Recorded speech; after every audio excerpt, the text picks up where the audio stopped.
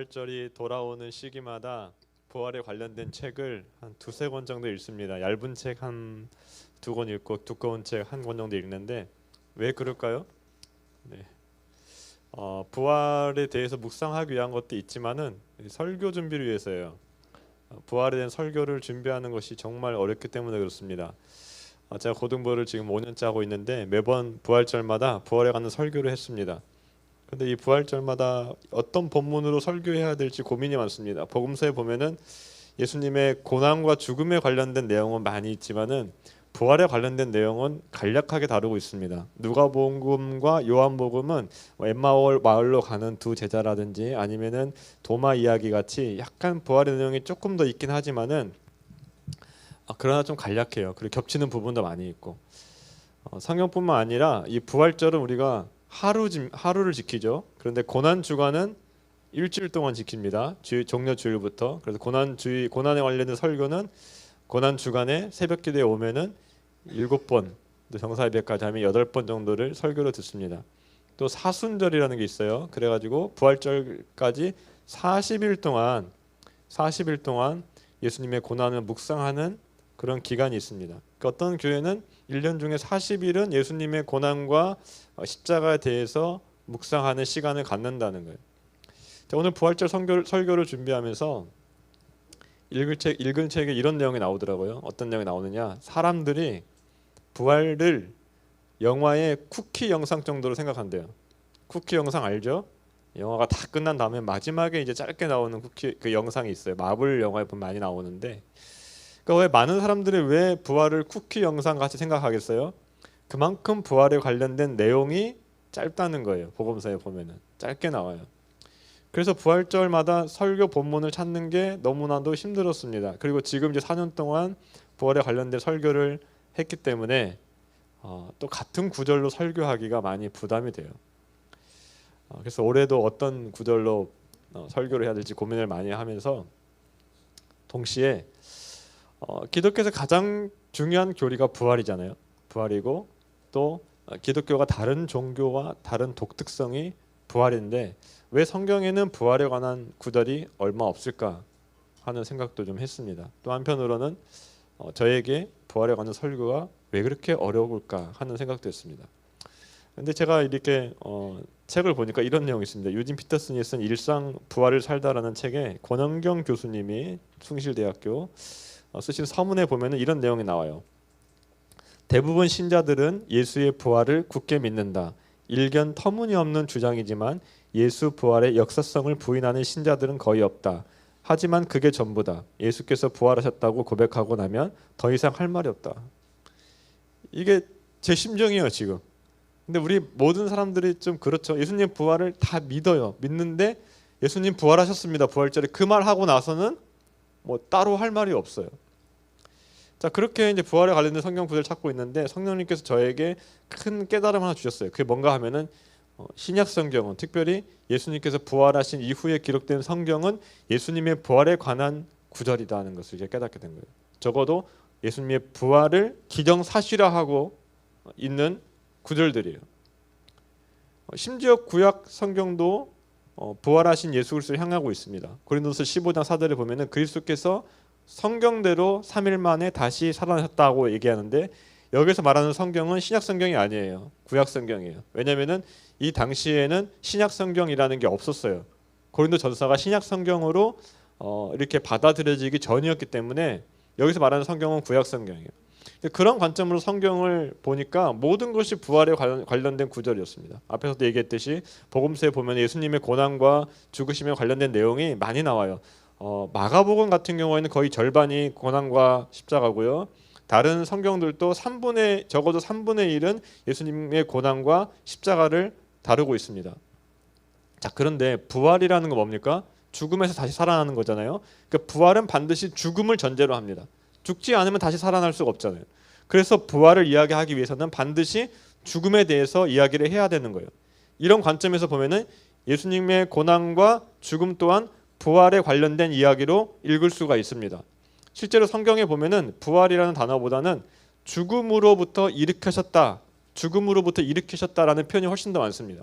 그러니까 부활은 죽음을 이긴 사건이에요. 죽음 그 죽음을 넘어선 사건이에요. 그러니까 예수님의 고난과 죽음도 어딜 향하고 있는 겁니까? 죽음이 끝이 아니라 부활을 향하고 있는 거예요. 그런 관점에서 읽으면 복음서 자체를 부활의 관점에서 읽을 수가 있습니다. 사도행전을 보면 사도들이 부활에 관련된 내용을 복음을 전하는데 특별히 부활에 관련된 내용을 전합니다. 이 복음의 핵심이 뭐냐면 예수님의 죽음과 부활이에요.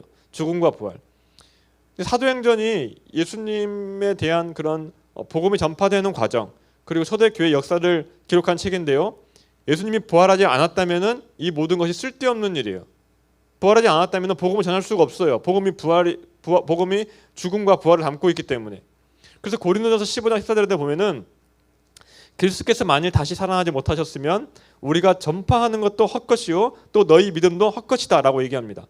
예수님이 다시 살아나셨기 때문에 사도들이 복음을 전파하고 교회를 세울 수 있었던 거예요. 그러니까 사도행전이 존재하게 된 이유가 뭐냐? 예수님의 부활 때문에 그렇습니다. 신약 성경에 보면은 바울이 쓴 서신서들이 제일 많은 분량을 차지하는데 서신서에도 예수님의 부활로 가득 차 있습니다. 바울이 쓴 서신서의 핵심이 뭐냐? 핵심을 보여주는 한 단어가 있는 한 구절이 있는데 그게 뭐냐면은 그리스도 안에라는 말이에요. 그리스도 안에, in Christ 혹은 그리스도와 함께, with Christ. 그리스도와의 연합을 바울이 엄청나게 서신서에서 그 구원의 핵심으로, 교리의 핵심으로 강조하고 있는데 바울 서신에 그리스도 안에라는 말, 혹은 예수 그리스도 안에라는 말, 혹은 예수 안에라는 말이 약 216회가 나오고요. 엄청 많이 나오는 거죠. 그리스도와 함께라는 말이 50회에서 60회가 나옵니다. 그래서 300회 가까이 나오는 거예요. 바울 서신에. 그러니까 우리가 그리스도와 연합하기 위해서는 그리스도 안에 있기 위해서는 예수님이 반드시 살아계셔야 돼요. 예수님이 다시 살아나셨기 때문에 우리가 그리스도 안에서 구원의 모든 은혜를 누릴 수가 있다는 겁니다. 우리의 모든 구원의 은덕이 예수님이 부활하셨기 때문에 얻을 수 있는 거예요. 자, 고린도전서 15장 17절에 보니까 그리스도께서 다시 살아나신 일이 없으면 너희의 믿음도 헛되고 너희가 여전히 죄 가운데 있을 것이라고 얘기해요. 그러니까 우리의 죄가 용서받고 그리스도의 의를 입고 새 생명을 얻고 영생을 얻는 이 모든 것이 어떻게 가능한가? 예수님께서 부활하셨기 때문에 그렇습니다. 예수님의 부활이 있었기에 우리가 구원의 은혜를 받게 된 거예요. 자, 오늘 본문에도 보면은 우리가 거듭나게 된 것, 새 생명을 얻은 것이 예수 그리스도의 부활 때문이다라고 얘기합니다. 요한복음 3장에 보니까 예수님이 니고데모와 대화를 하시면서 사람이 거듭나지 아니하면, 성령으로 거듭나지 아니하면 하나님 나라를 볼 수 없다라고 말씀을 하세요. 그러니까 예수님을 믿고 거듭나서 새 생명을 얻은 사람만이 천국에 갈 수가 있다는 거예요. 구원받는다는 거예요. 그 예수님을 믿을 때 어떻게 우리가 새 생명을 얻는가? 믿음으로 부활하신 예수님과 연합하여 함께 살아나기 때문에 새 생명을 얻는 거예요. 예수님의 생명이 우리의 생명이 되기 때문에 우리가 새 생명을 얻는 거예요. 그래서 에베소서 2장 4절과 5절에 보니까 긍휼이 풍성하신 하나님이 우리를 사랑하신 그 큰 사랑으로 인하여 허물로 죽은 우리를 그리스도와 함께 살리셨고라고 얘기합니다. 그리스도와 함께 살리셨고. 근데 그리스도께서 살아나지 않으셨다면 우리가 거듭나지 못하는 거예요. 새 생명을 얻지 못하는 거예요. 우리를 살리시는데 그리스도와 함께 살리신다고 합니다. 그리스도께서 살아나셨기 때문에 우리도 그리스도와 함께 새 생명을 얻게 된 거예요. 여러분 예수님 믿습니까? 예수님 믿어요? 자, 그러면 어때요? 거듭난 거예요. 우리의 영혼이 새로 살아난 거예요. 새 생명을 얻은 거예요. 그러니까 부활은 미래에만 일어나는 일이 아닙니다. 우리가 예수님을 믿을 때 우리의 죽었던 영혼이 다시 살아난 것, 우리의 영혼이 거듭난 것, 우리가 새 생명을 얻은 것, 이것이 현재 우리가 누리고 있는 부활이에요. 요한계시록 이것은 첫째 부활이라고 얘기하는 거예요. 첫째 부활. 자, 부활하신 예수님을 인해서 우리가 얻은 첫 번째 유익이 거듭남이라면, 새 생명이라면, 두 번째 유익은 우리에게 산 소망이 있다는 겁니다. 산 소망이 있어요. 베드로전서는 곧 박해를 앞두고 있는 그리스도인들에게 보내진 편지인데요. 이제 얼마 후면 네로 황제가 그리스도인들을 엄청 박해할 거예요. 그리고 네로 황제가 박해할 때 베드로가 순교를 당합니다. 이 박해를 앞두고 있는 성도들에게 그런 박해를 견딜 수 있는 능력이 뭐냐? 죽음을 감수할 수 있는 그런 믿음이 어디서 오느냐? 바로 부활의 소망에서 온다는 것을 말씀하고 있는 겁니다. 그것을 산소망이라고 표현하고 있는 거예요. 자, 부활은 확실해요. 그래서 우리가 살아있는 소망을 가질 수가 있는 겁니다. 그리스도 안에서 죽음이 끝이 아니라 그 이후에 부활이 있을 것을 확실히 믿기 때문에 오늘 이 땅을 살아가면서도 산 소망을 가지고 살아갈 수가 있는 거예요. 자, 2층 본당에 들어가면 왼쪽에 새가족을 이렇게 맞이하는 새가족 안내석이 있는데요. 거기 보면 아름다운 꽃이 있습니다. 여러분 한번 가서 보세요. 아주 엄청 예쁜 꽃이 있어요. 근데 그게 실제 꽃과 똑같지만은 사실은 사람이 만든 조화예요. 조화. 가짜 꽃이에요. 그러니까 가짜 꽃. 조화는 겉으로 보기에는 생화보다 더 화려하고 시들지도 않습니다. 하지만 조화는 시간이 지나도 그대로 이거나 먼지만 쌓일 뿐 생명은 없어요. 생명은 없어요. 이것이 세상이 주는 죽은 소망이에요. 겉은 화려하지만 결코 자라지도 않고 열매를 맺지도 못하는 것. 그게 죽은 소망이에요. 하지만 씨앗은 다르죠. 비록 겉은 볼품없고 말랐지만 이 씨앗이 땅에 묻히면 새싹을 돋아나게 합니다. 그 안에 생명이 있어요. 때가 되면 흙을 뚫고 싹을 틔우고 결국에는 꽃을 피우고 열매를 맺습니다. 예수님의 부활은 이 씨앗과 같이 우리를 거듭나게 하고 새 생명이 있는 소망을 줍니다. 지금 당장 눈앞에 현실이 척박한 땅 같을지라도 부활의 생명이 우리 안에 있다면 우리에게 생명의 역사가 일어난다는 거예요. 그러니까 거듭난 사람은, 예수님의 부활의 그런 생명을 가진 사람은 반드시 변화가 됩니다. 반드시 성령의 열매를 맺습니다. 거듭난 사람은 어떤 상황에서도, 심지어 죽음 앞에서도 예수님을 믿는 신앙을 끝까지 지켜냅니다. 우리는 지금 편한 그 상황에서 신앙생활하고 있기 때문에 이게 잘 느껴지지 않을 수도 있어요. 그런데 이슬람 국가, 예수님 믿으면은 가족들에 의해서 명예살인 당하는 이슬람 국가, 잡히면은 당국에 끌려가서 죽임을 당해요. 북한에 보십시오. 북한에도 지하 교회 성도들이 많이 있어요. 그런 성도들이 어떻게 그런 박해 속에서도, 죽음의 위협 가운데에서도 버틸 수 있느냐, 소망을 가질 수 있느냐? 죽음을 넘어서는 부활의 소망이 그들 안에 있기 때문에 그래요. 산 소망이 그들 안에 있기 때문에 그래요. 이 부활에 대한 산 소망이 우리를 세상 사람들과 구별을 짓습니다. 이 당시 이 베드로전서가 쓰여졌던 고대 로마 세계에는 소망이 없는 세계예요. 고대 세계에서 죽음은 두려워야 될 세력이었는데, 아리스토텔레스가 이런 말을 합니다. 죽음은 가장 무시무시한 것이다. 그것은 끝이기 때문이다. 죽음을 두려워해요. 또 소포클레스가 오이디푸스 신화를 해석하면서 묵상하면서 한 얘기가 뭐냐면은, 오이디푸스는 태어나지 말아야 했고 태어났더라도 출산 중에 죽는 것이 차선책이다, 그렇게 얘기해요. 최선책은 태어나지 않는 게 최선책이고, 차선책은 빨리 죽는 게 차선책이에요. 그게 그 당시에 있었던 사람들에게 있었던 어떤 사상이에요. 삶에 대한 그런 개념이에요. 왜 죽음을 무서워하고 죽는 게 더 낫다고 했을까? 우리와 같은 산 소망이 없었기 때문에 그렇습니다. 소망이 없으니까 빨리 죽는 게 좋다는 거예요. 그러니까 제가 예수님에 대한 소망이 없었을 때, 예수님을 진실을 믿기 전에는 제가 소원이 뭐냐면은 정말 인생이 너무 힘들어요. 인생이. 그래서 빨리 죽는 게 좋겠다는 생각이 들어요. 내가 왜 태어났을까? 태어나지 않았으면 좋았을 텐데. 소망이 없으면 그런 생각을 할 수밖에 없어요. 로마 시대의 비문을, 그 무덤의 비문을 보면은 미래에 대한 소망을 표현한 비문이 전혀 없습니다. 가장 유명한 비문 중에 하나가 이런 비문이 있어요. 나는 존재하지 않았으나 존재했고 이제 존재하지 않으니 나는 상관하지 않는다. 이게 뭡니까? 사람들에게 죽음은 끝이었어요. 그러니까 그들은 죽음 이후를 준비할 수도 없고 기대할 수도 없었기 때문에 그저 상관없다라고 스스로를 속이며 허무하게 생을 마감했다는 겁니다. 또 다른 비문에 보면은 지금의 너는 예전의 나였고 지금의 나는 미래의 너다. 그렇게 얘기해요. 그러니까 로마인들이 무덤 앞을 지나가는 이들에게 뭐라고 얘기하냐면은 너도 결국엔 죽을 거야. 너도 결국엔 나같이 될 거야. 이렇게 절망을 전염시킨 거예요. 오늘도 마찬가지입니다. 세상 사람들은 죽음 이후에 뭐가 있는지 몰라요. 아무것도 없다고 그래요. 그래서 소망 없이 살아가요. 이 세상이 끝이라는 그런 마음으로 살아갑니다. 그러니까 세상 사람들이 바라는 소망이라고 해봤자 뭡니까? 잘 사는 것, 돈 많이 버는 것, 성공하는 것, 행복하게 살아가는 것. 근데 이건 산 소망이 아니에요. 이건 죽은 소망이에요.